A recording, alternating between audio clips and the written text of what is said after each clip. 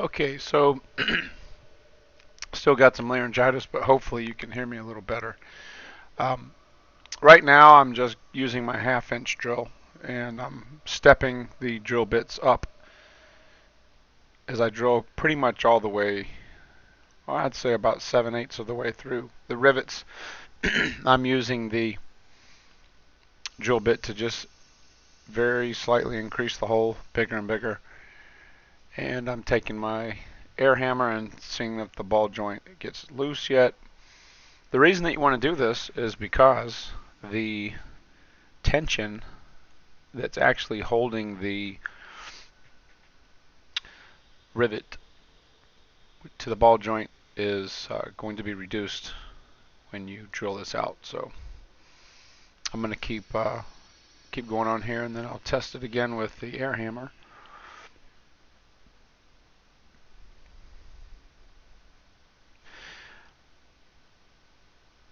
And I found that if I took a punch and smacked it really hard with that ball peen hammer or the mini sledgehammer, that it actually produced enough force to where the excuse me, the ball joint would flex a little bit. And some of it's because I'm taking the tension off, and I keep taking my air hammer and testing it, and I think I'm gonna do one more hole, size bigger, and test it again. Okay, you can see it starting to move there. So my goal is just to get this out of the A-arm, and there it comes. So what I'm going to do now is I'm going to continue to drill and make the rivets a little thinner. A couple of them I was able to punch through. Actually, when I used the air hammer, it collapsed them and they dropped right out. And a couple of them I had to just go up another size bigger on the drill and just step through it.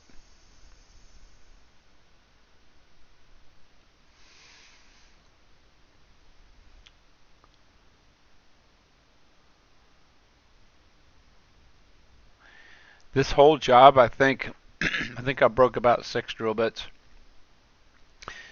I know I said this before, but certainly if you're going to do this job, please use cobalt drill bits. They're much, much, much sharper and stronger than the black oxide. They're more expensive. So at this point I'm going ahead and removing the steering knuckle from the lower ball joint.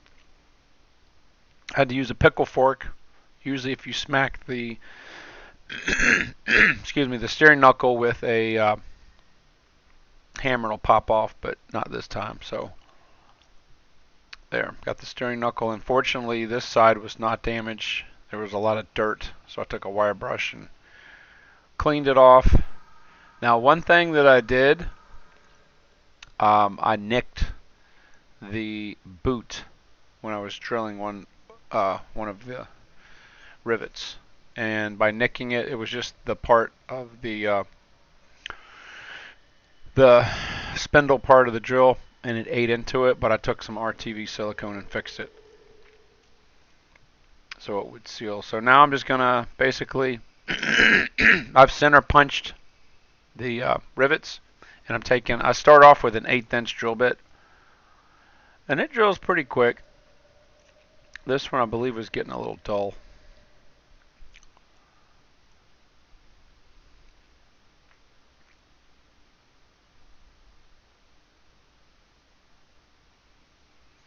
Now I would say in real time this probably took maybe an hour total of drilling. It was much faster than the other side because I just used a different technique. I left the heads of the rivets on and just drilled straight through until I could knock them out.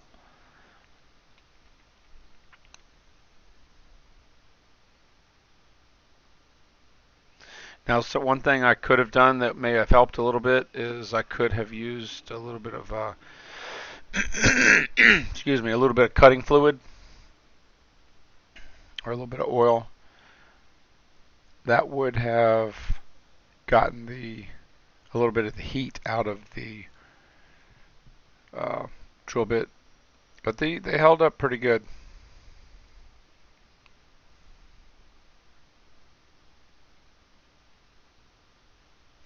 Now on the other side, when I did it, I had removed the shock and the sway bar link, so the A-arm had drooped down more, and that necessitated me taking the tension off of the torsion bar, and I didn't want to have to do that. So that's why I left I left the shock and the sway bar link on while I was doing this. That just kept the A-arm from drooping down anymore, because I gotta tell you, messing with that torsion bar is a pain. I did not want to do that again. Alright, so there I broke a drill bit and it's stuck. So the way that you get it out is you just very gently twist it in the reverse direction, and I was able to get it out. And I believe I had drilled everything 1/8 of an inch, but I had not finished that one really as much as I wanted to, and I had to go back to Home Depot and for an emergency and get another drill bit. So I'm going to go ahead and step up the size. Now this drill bit, as you can see, it's cutting a lot better, and that is a cobalt drill bit. The 1/8 inch drill bit I was using was a black oxide, which is not nearly as good. It's not as sharp. But this thing just powered through that. And having that 1/2 inch drill also helped. The only problem with it, it's just a little bulky. It's very heavy. That's the actual, I bought that in the early 80s.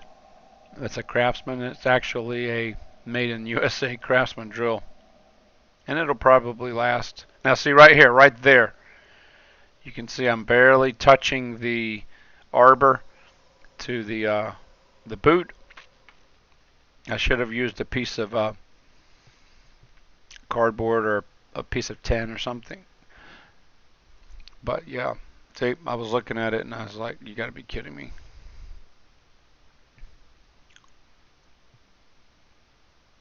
I really wasn't having a problem with clearance on the if I was using my DeWalt cordless drill, but it just doesn't have as much power.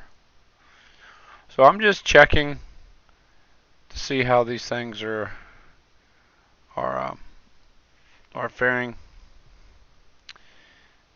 and I'm going and drilling this out some more. That's also a cobalt. The cobalt drill bits are kind of yellowish. See, this time I'm staying away. You can still see daylight between the arbor and the boot. There's another cobalt drill bit. It just eats those rivets alive. It really does. And that's some pretty hard metal. You see right there on the boot. And I'm using a little shield, and it worked. And it barely nicked it. So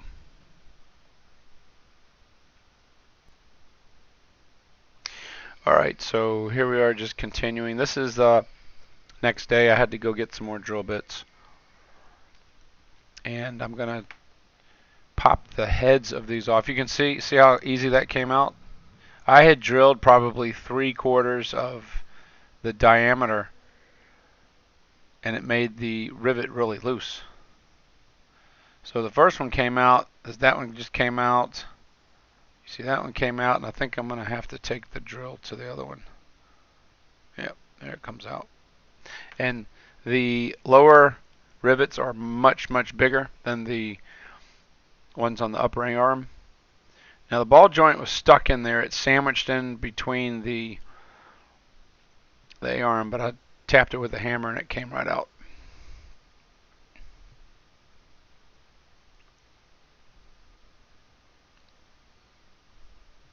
So that's the new ball joint right there. And you see I've already got it's greasable. I'm taking the bolts, I'm test fitting them.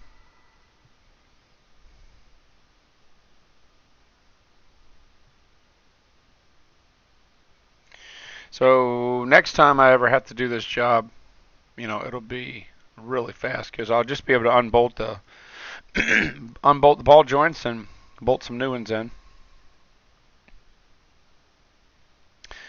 Now one thing that I don't realize at this point is my sway bar end link bolt. I should have taken it. I should have went ahead and took it out because it's right in direct line with the A-arm. I don't notice this because it's different on the other side. And why the bolts are supposed to go upside down, I have no idea. I think because there's not a lot of room under there, and they don't want the nuts to maybe contact at all with the rubber boot there, but I'm just guessing. But they're very specific. I'm putting some anti-seize there. It came out really easy. Putting a little bit of grease on the inside. And I'm jacking the excuse me, the A-arm back up. And I'm gonna fit the knuckle. Now this is kind of a pain. That knuckle is super heavy. It's actually good if you have somebody helping you to do it that way. It's possible, obviously, to do it this way, but it just takes a little bit of time. You got to try to get it in the bottom ball joint first, put the nut on, and simultaneously try to get the splines engaged with the stub shaft. And then once you do that, you're able to put the top ball joint in. Now I'm using the Rhino grease, the Conklin Rhino grease. It is the, you guys know I love Amsoil stuff, but I've had some bad experiences with the grease separating in my grease gun. And I found this Conklin Rhino grease, and it is the absolute best grease I've ever used. It's the only thing that's ever been able to survive in the wheel bearings of the Jetta without failure. So it is really good grease. It's hard to find though.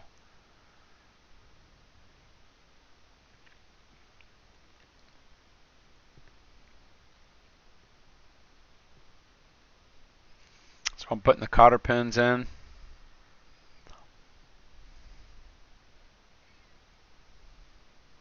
Went ahead and putting the nut on. I believe that's torqued to like 165 foot-pounds or pounds-feet.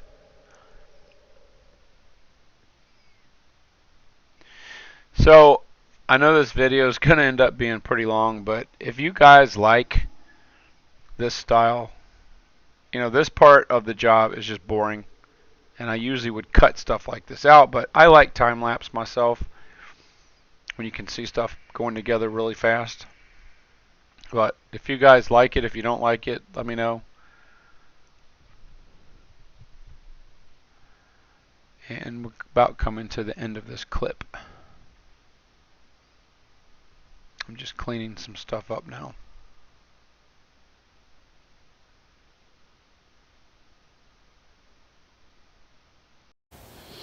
Hey guys, it's excuse me, it's Russell back, and I still have laryngitis. It is getting better, but as you can hear, my voice is still jacked up. So I wanted to go ahead and do the end of this video and just kind of show you guys what the complete job looks like. So obviously you guys saw me doing the time lapse of removing the old ball joints and the rivets and all that. So the new ball joints, they're just bolted in. Now these top ball joint, the nuts are supposed to be on the top. They're not backwards. The bottom joint, the nuts go on the bottom. Don't ask me why, but that's just the way Moog recommends that they be installed. So every single ball joint has grease fittings. I went ahead and replaced the shocks. They were slap wore out with the KYB gas adjust.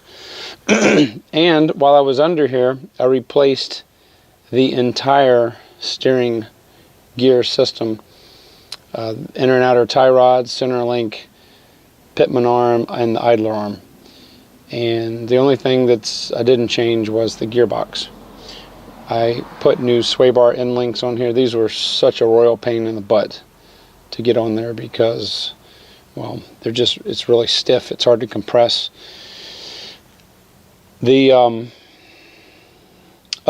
So after I got everything done, I took my floor jacks, put the wheels and tires back on, obviously, and did some string from the front all the way to the back with a jack stand at each end, and I got the distance from the back wheel to the string the exact same on the back side, if this is the back tire here, on the back side and the front side, so that the string was parallel to the rear axle.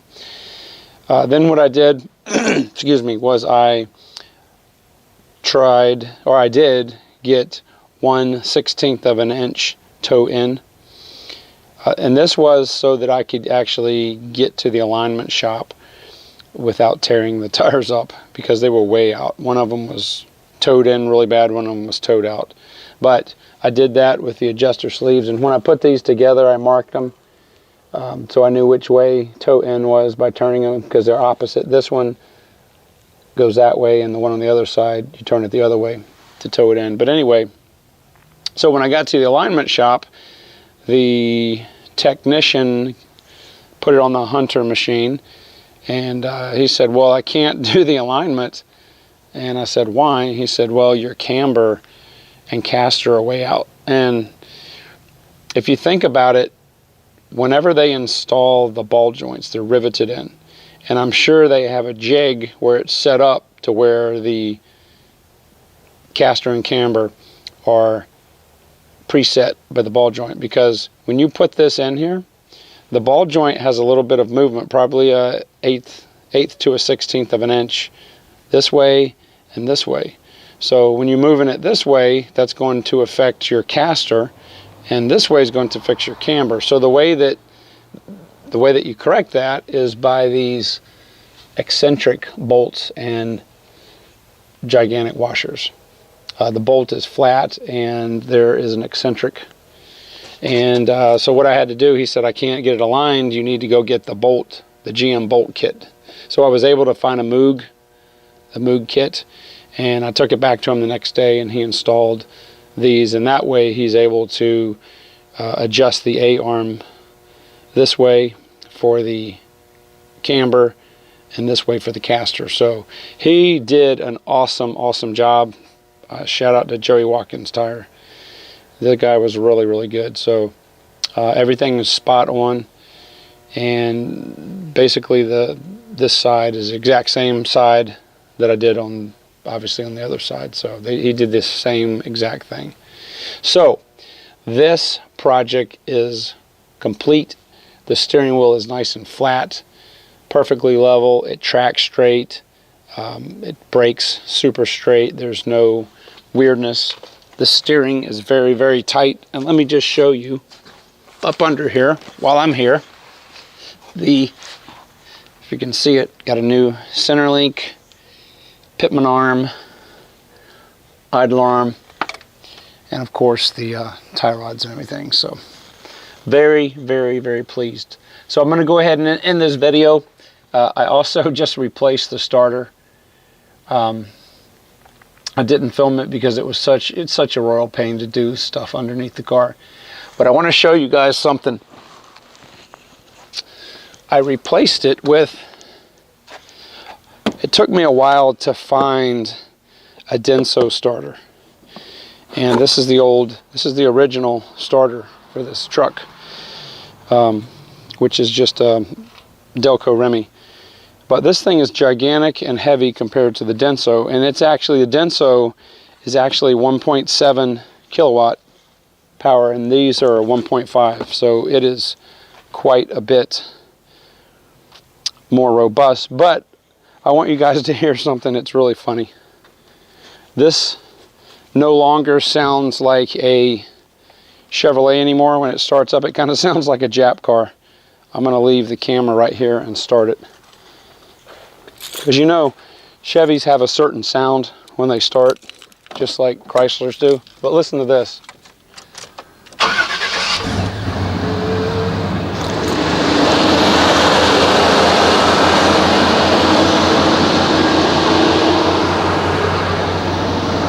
do that one more time.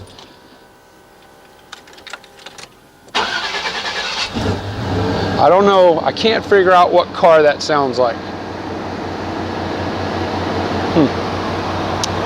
But it's definitely not an American. It sounds like, I don't know, maybe an old Maxima. Anyway, if you can kind of figure out what starter sound that Denso's making. But these are awesome starters. They're pretty expensive. That starter was about $125.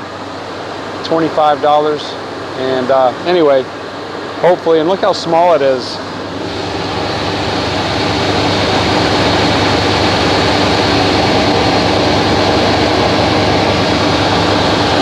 So anyway, very, very pleased that this project, at least that portion of it's done. At some point I'm going to redo the wires, the battery cables, because I don't like the side terminals for sure, and they're just garbage. It's not a good idea what GM did. But anyway, I'm going to go ahead and finish this video. This is probably the longest video I've ever made. Not only length, but excuse me, just time that it took. So anyway, guys, I'm going to come out with another video here soon, next, about something that I really like, and it solves a good problem, and I didn't even know it existed. So anyway, guys, thank you for your patience, and I'm sorry for my voice. It will get better, I'm sure. So I'll talk to you guys on the next video.